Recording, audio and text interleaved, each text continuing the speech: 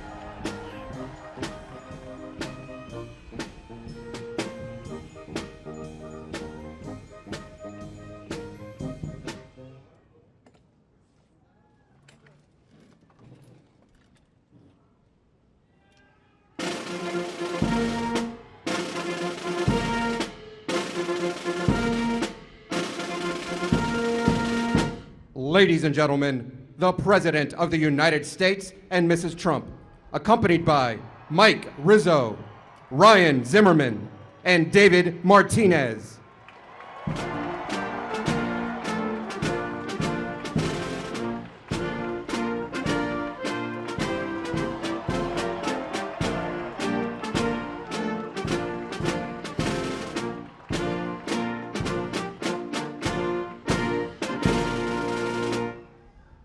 Thank you very much, everyone. I have to say, this is a record.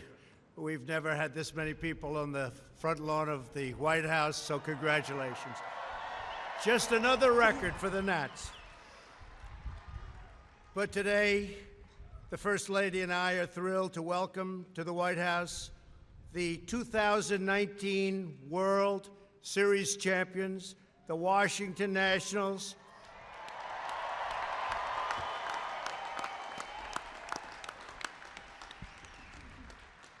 For the first time in nearly 100 years, our nation's capital is celebrating a World Series victory. That's big stuff. The last time Washington, D.C. was home to the World Series champs, the president was a gentleman named Calvin Coolidge. That's a long time ago. Nearly a century later, the Nationals have brought back the trophy to America's capital, and you've won it. This is the first World Series in franchise history, and it's going to be really the first of many, I predict.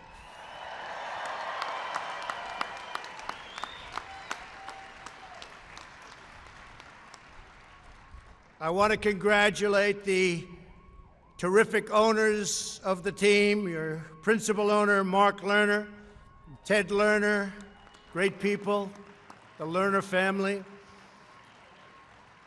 A man who's become very famous. I think he's much more famous than me right now. General Manager Mike Rizzo. You have become very famous, huh?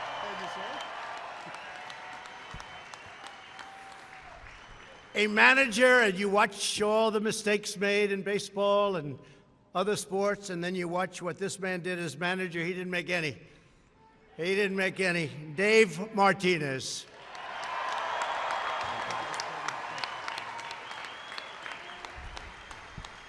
And all of the incredible coaches and players, they're all here, and we really just want to thank you, and I want to thank everybody. I see we have some very special people on that that's a beautiful trophy. I've watched that. I've looked at that trophy for a long time. For a long time, I've admired it, many years. We're also delighted to be joined by the thousands of proud Nats fans, including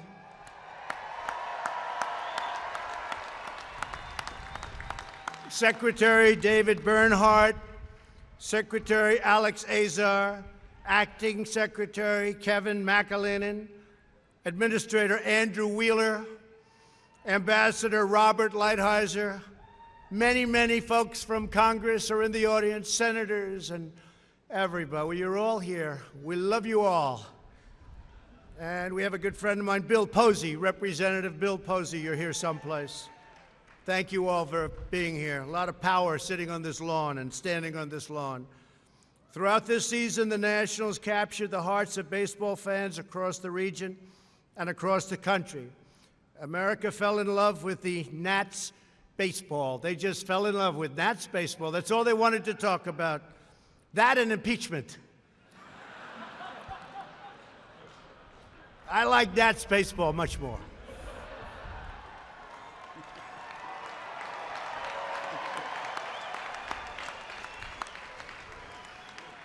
You worked every count, hustled for every base, you fought for every run and produced a comeback story for the ages. Never happened like what happened with the Nats, and that means a lot of good decisions were made.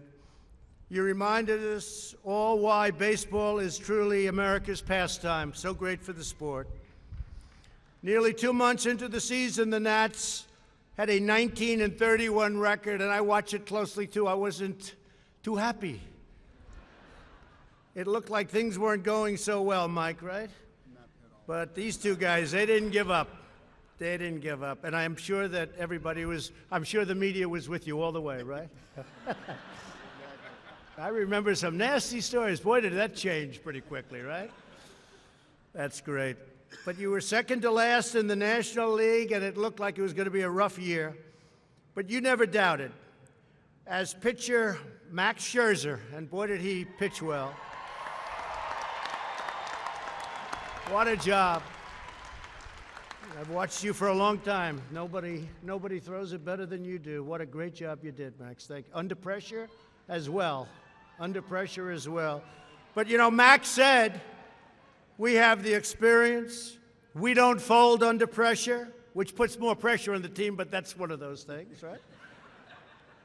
And that's exactly what happened. You didn't fold under pressure. From then on, the Nationals won 2 games for every loss, which is a tremendous percentage, winning percentage.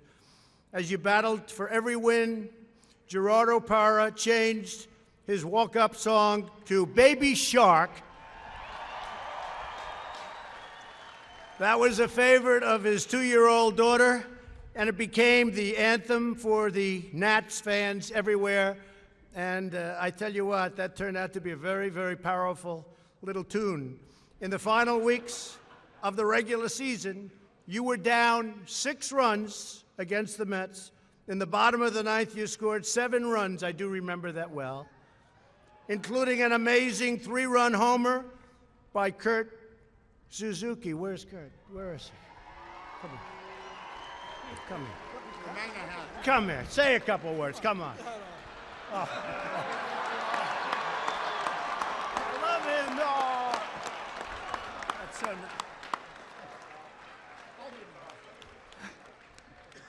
I love you all. I love you all. Thank you. What a job he did. I didn't know that was going to happen. And by the way, Max, will you come over here, please? Come here.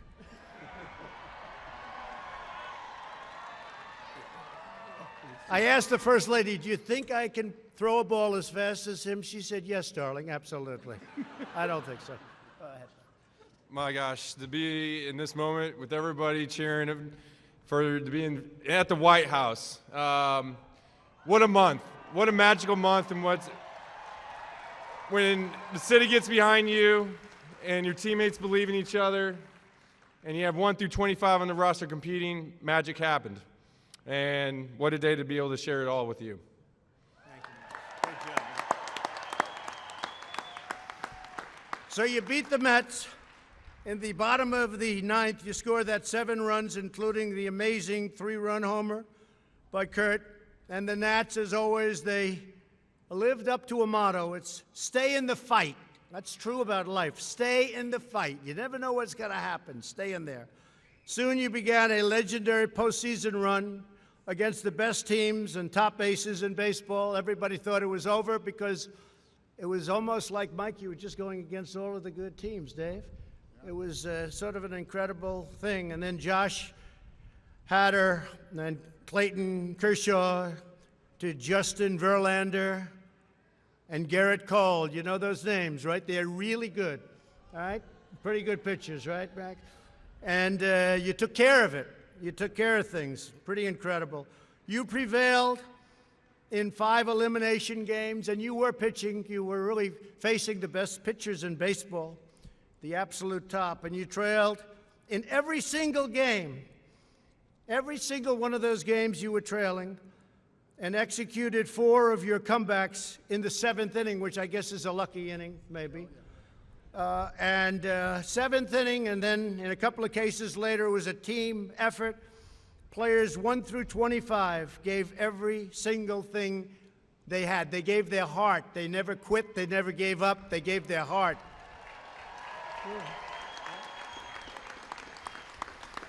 At the wild card game, it's such an incredible story. At the wild card game, you were down by 2 runs in the 8th. With bases loaded and 2 outs, that's when breakout star Juan Soto. Where's Juan? Come here, Juan. Come. Look at his head of hair. He's got no hair problem, I want to tell you that. Look at that hair, huh? Beautiful. Say a couple. Man, I just want to thank everybody here, all the support you've been doing for us, for the whole team. I think you bring the energy we need to win this team. And we're here. We love you all. Thank you.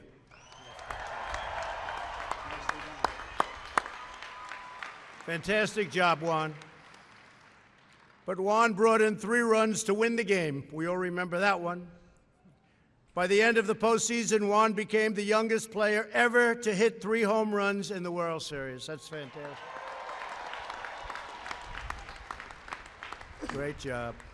In the division series, you were down against the Dodgers late in the final game. But with your relentless old-school style of play, the Nationals sent the game to extra innings. That was incredible. With the bases loaded in the 10th, Howie Kendrick hit an epic Grand slam home run. Where's Howie? Come on, Howie. Come on. Get up there. DC, you already know how I feel about you and how I feel about this team. You know, truly something special, what we're able to do this year. You guys had a big part in that, but the guys in this locker room had the biggest part. You know, no guy ever gave up. We all kept fighting, especially with a 19-31 start. I mean, it's miraculous what we did. You know, Davey believed in us, our front office believed in us, our families believed in us and trusted us, and you know what? We brought a title back. So enjoy it, because I know we will. Fantastic. What a series, huh? Great job, Howie. In game one of that series, by the way, Anibal Sanchez shut down the Cardinals' offense and came within 4 outs of a no-hitter. That would have been nice. Anibal. Where's Anibal? Where are you, Anibal? Where are you? Come here, Anibal. Come on. They're more concerned with speaking than they are with playing. That's pretty good. Please.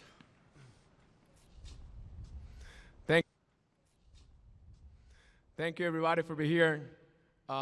This is a special moment for me, for my family, you know, for the whole team. And more than what the thing that we show in the game is just for you guys.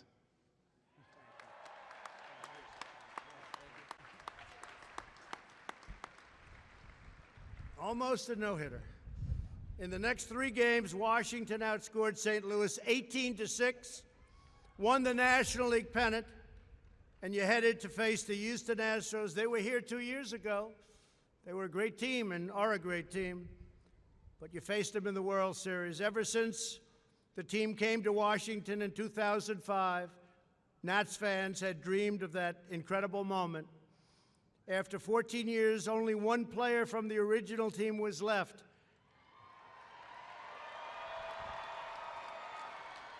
I know you have no idea who I'm talking about. And he's a great guy, and he's a great, great player, and that's Ryan Zimmerman. Great. Come on, Ryan. Come on. I have to get Ryan up here. And he had some great series. Thank you, Ryan. Oh. Thank you, guys. What an unbelievable honor to be here, to be in front of you guys. This is stuff that you dream about. To see all the fans show up, the parade, look at this crowd here. You know, we couldn't have done it without you, so thank you guys so much. Mr. President, me and my teammates, first of all, I'd like to thank you for having us here. This is an incredible honor that I think all of us will never forget, and we'd also like to thank you for keeping everyone here safe in our country.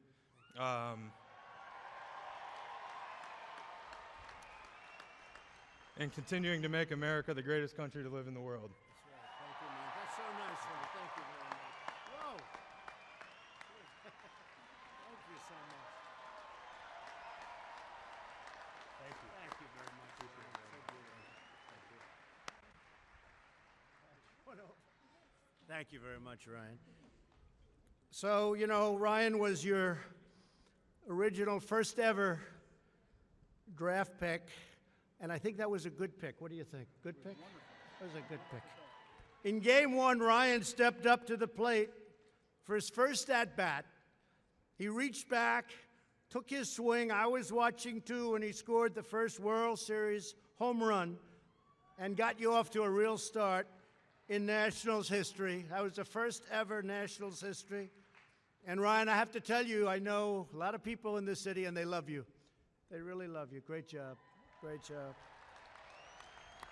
Great job. You had 2 big wins in Houston and beat 2 great pitchers. Headed back to D.C., hoping for another sweep, and it was looking like it was going to be easy, right? You were thinking it was going to be easy. And then something bad happened. To the best of my knowledge, you lost 3 games. How did that happen? We won't talk about that. But that showed under pressure what happened. And you were getting good at that because that's been the whole season when you think. There's never been anything like this has happened in baseball before. It's incredible. Instead, you suffered that 3 heartbreaking home field losses in a row. Now the Nats would have to do what no team had ever done, win all 4 games on the road, which is not something that's very easy to do. And you're playing a great team, and you're playing against great pitchers. And then you have a man named Steven Strasburg. Did anybody ever hear of him? Steven. So Steven started Game 6 and dominated the Astros for over 8 innings with a 1.98. Think of that, less than 2 against the best hitters in baseball. A 1.98 ERA in the playoffs. You became the first pitcher in history to go 5-0 in postseason starts. First player in history. And I think, Dave, that's a record that's going to hold up for a long time. There are certain records that hold up for a long time. I suspect that's going to be one of them, huh? 5-0 is pretty much almost impossible because they have to be long series and lots of things have to happen. Congratulations, Steven. Come on over, Steven. We want to hear you. We want to hear you. Steven was also designated World Series MVP.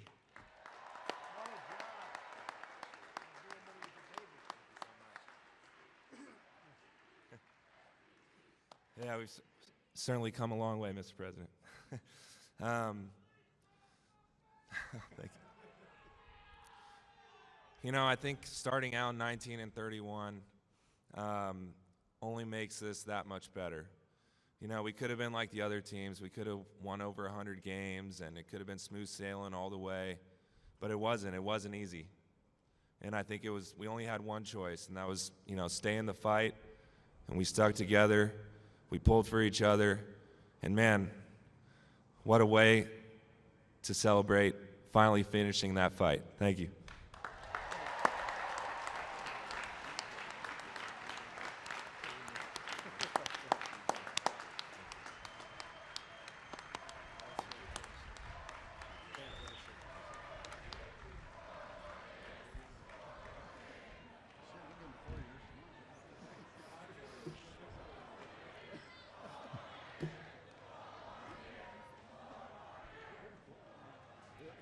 I'm going to consider that 4 more World Series wins, okay?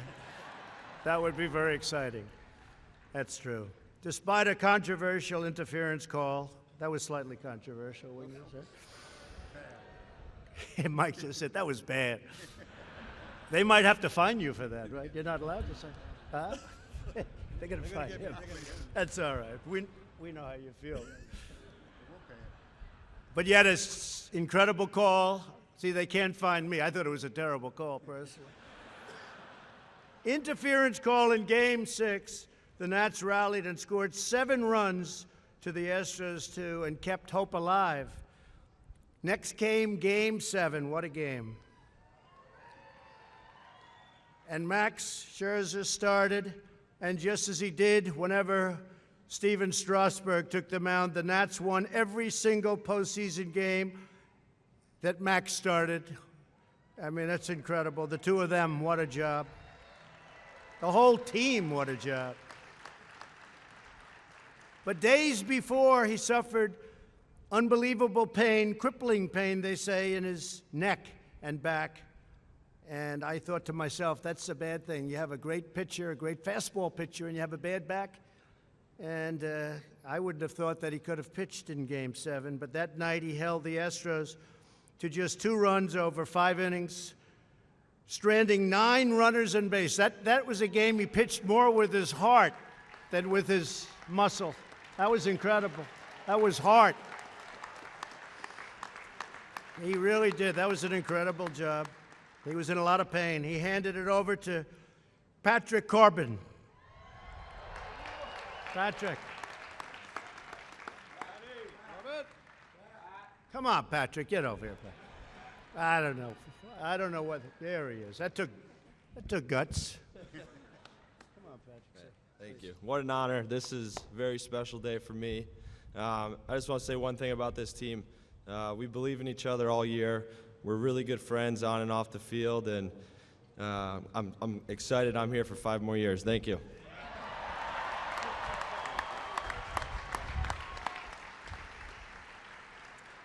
So Patrick, as you know, pitched 3 clutch scoreless frames in relief, and that's a lot of pressure, and he handled it. In the 6th, Asdrubal, where is he? Cabrera, where is he? What a job he did. Come here, where are you? Come here, come. We got to get him up. Come here. And Ryan, they executed a critical double play. Unbelievable. Where is that guy? That was a hell of a play. A lot of quickness. But at the top of the 7th, you still needed one last comeback. That's when the Nats batted. You hit in 6 unanswered, right? 6 unanswered runs, including Adam Eaton's 2 RBIs. Adam Eaton. And you won the trophy, and you won the World Series, and you're champions, frankly, of the world. The whole world is talking about it. It was very exciting. It was great. Even if you're a non-baseball fan, and I am a total baseball fan, but there are plenty of non-fans out there. Everybody was watching. As Dave Martinez said, often bumpy roads lead to beautiful places. That's right. That's real. Come here. You got to say so. Look at this beautiful hair. Come here. Wow. I can explain how excited I'm to be here. I want to thank all you guys for the support. I love you guys, and I hope to come by next year, too.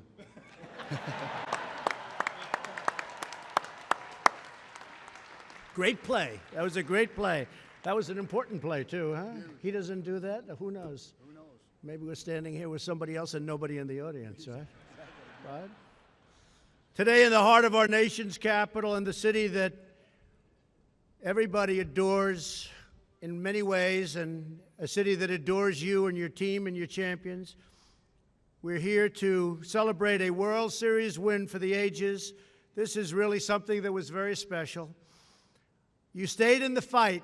You were down so much from the regular season to the postseason to the, I would think that the odds would have been pretty small that you could have done what you did, but you did because you have tremendous ability, but you have tremendous heart, maybe even greater heart. You stayed in the fight. You finished the fight. I want to just congratulate everybody, and again, the Lerner family, great, great people, and congratulations. It's a fantastic job you've all done. Thank you. So now I'd like to invite to say a few words General Manager Mike Rizzo, and then Dave will say a few words, and then they're going to keep going on and just keep celebrating, because as soon as they lose the first 2 or 3 games, they're not going to be heroes anymore. That's the way life works. But that won't happen to them. Please, Mike. Thank you, man. Appreciate it. Thank you very much. DC representing big time. I love it. You guys got after it. Not a baseball town, not even close. Huge baseball town.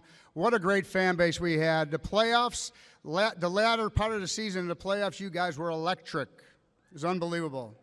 I'd like to thank the President and the First Lady for having us here. We're honored to be here in the long tradition of honoring champions at the White House. This is a particular honor because Washington, D.C. not only is the nation's capital and the most powerful city in the world, is our hometown.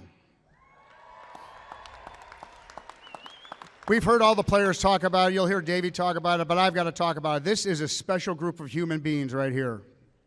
Great baseball players, yes, we know that. Great skills, great players. They've had great accomplishments in their careers, but what a special group of character people we have. We're so fortunate here in Washington, D.C. to have representatives of the Washington Nationals with Washington across the front of their jerseys that take care of their business so like these guys do. It's incredible. Thank you, guys. I'm always so proud to tell people that when you read about the Washington Nationals, you read about the Washington Nationals in the sports section, and I think that is very important to tell about these players.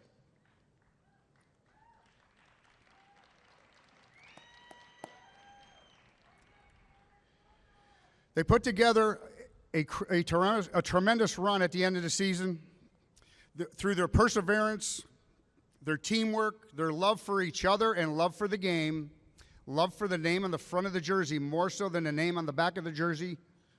They put together a miracle season and an unforgettable postseason. We're proud to say that we are the 2009 World Champions in a season that unified a region when the region needed unifying the most.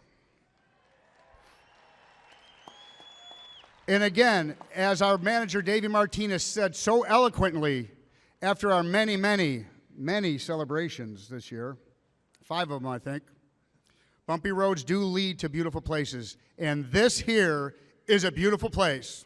Thank you. Great, Mike. Thank you, sir. Great job. Thank you, man.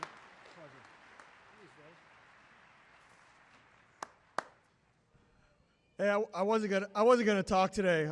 My throat's a little hoarse. We met with the Caps last night, and things got a little interesting.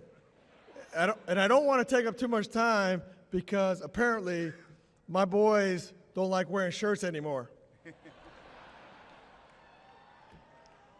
They often say adversity builds character. We got some characters. We got some characters with heart. And what I learned about these boys, they had one heartbeat all year long. They went 1-0 all year long. And I'm so proud of this group of guys and what it means to this city and to be a part of it. Thank you.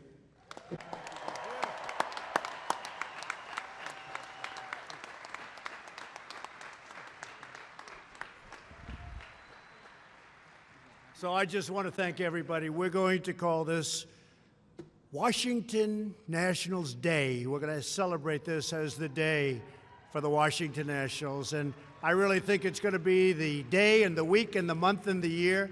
It's been very special what you did, Dave, Mike, team.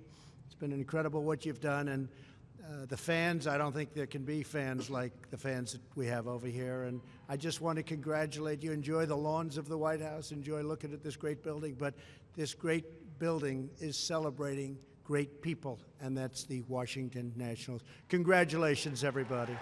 Congratulations.